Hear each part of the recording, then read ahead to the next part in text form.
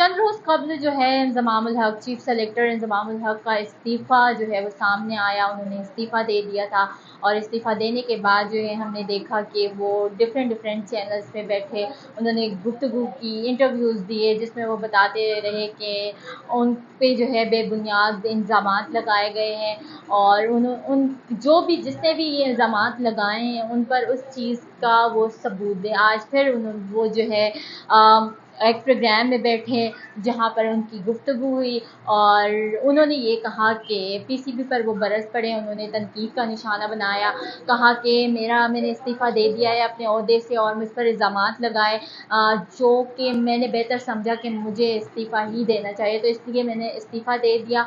लेकिन वो इल्ज़ामात जो थे वो बेबुनियाद थे, जिसने भी लगाए हैं वो मुझे सबूत दें।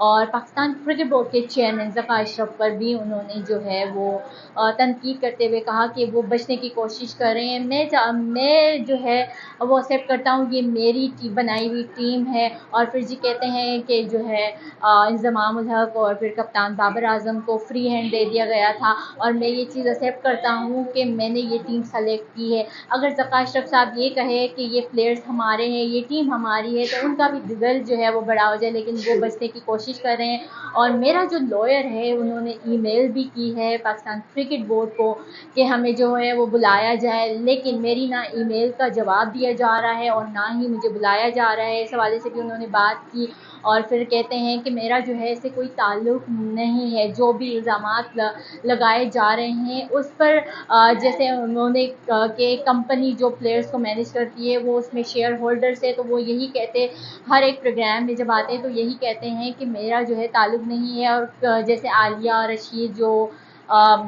मीडिया डायरेक्टर हैं, कम्युनिकेशन मीडिया और कम्युनिकेशन डायरेक्टर हैं, उन्होंने भी ये कहा था कि इंज़माम उल हक ने एक जो है वो प्रोग्राम में कहा था कि मेरा ताल्लुक़ है। फिर वो अभी जैसे हम इंज़माम उल हक के जो है वो देखते हैं इंटरव्यूज़, तो उसमें ये यही कहते हैं कि मेरा किसी से कोई ताल्लुक़ नहीं, इस कंपनी से मेरा कोई ताल्लुक़ नहीं है, मुझ पर बेबुनियाद से इल्ज़ामात लगाए जा रहे हैं, तो वो ये कहते फिर रहे हैं। और फिर उन्होंने यही कहा कि मेरे लॉयर ने जो है वो ईमेल भी की है, लेकिन अभी तक जो है मेरी ईमेल का पाकिस्तान क्रिकेट बोर्ड की जानिब से कोई रिस्पॉन्स नहीं दिया जा रहा है। मैं उन्हें कहता हूँ जी कि मुझे जो है वो बुलाया जाए, लेकिन इसकी जो है ईमेल का कोई रिस्पॉन्स नहीं दिया जा रहा है।